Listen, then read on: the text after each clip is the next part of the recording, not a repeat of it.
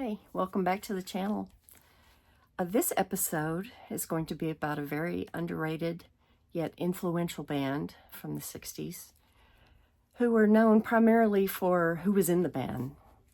Their second album, well, I'll tell you about it in just a moment. Hang on.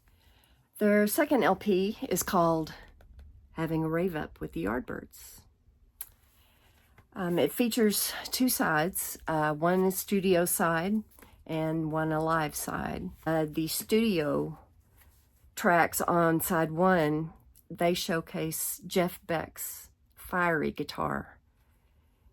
And side two with the live tracks features Eric Clapton, who had left the band and Jeff had joined. This album marks the entrance of Jeff Beck into the group and the exit of Eric Clapton, who was their second guitarist. This album has one side, which is studio tracks featuring Jeff Beck, and side two is live recordings featuring Eric Clapton. There are songs on the album written by Graham Goldman. There are several Bo Diddley songs. An original called Still I'm Sad, which was a big hit for them, sort of a Gregorian chant type.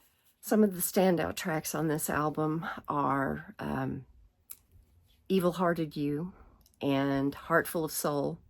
Those were both written by Graham Goldman for the band. Heart Full of Soul was a huge hit. It has sort of an eerie spaghetti western type sound to it. And of course, I'm a Man, the Bo Diddley hit. This is on the album twice. The studio version has Jeff Beck on it, and the live version, of course, is Eric Clapton.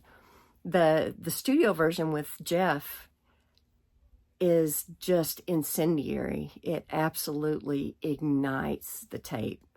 And I'm going to link a clip down below from one of their television appearances where they do the song so you can have your own rave up there at home.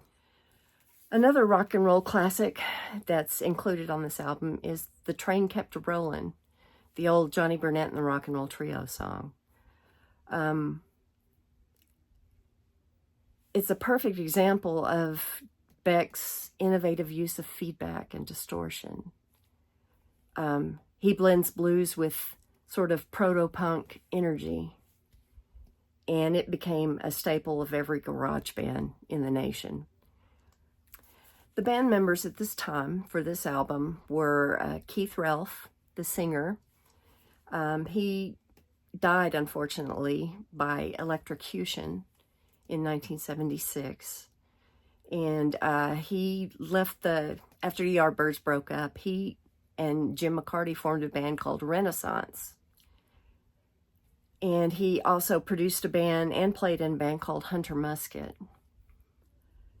The drummer, Jim McCarty, he's still playing. He's still doing it. He was in Renaissance, of course. He was in the Yardbirds get-together band called Box of Frogs that had a big hit in the 80s called Back Where I Started. And he also had bands called Shoot and Illusion, which are very prog, and Shoot especially is one of my favorite albums. Paul Samuel Smith had a very varied career after the Yardbirds. He's listed on this album as musical director as well as bass player.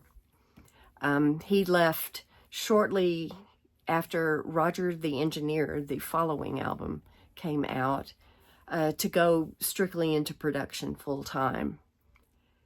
So he's also, he's more well-known really as the producer for Cat Stevens and all his hits in the 70s.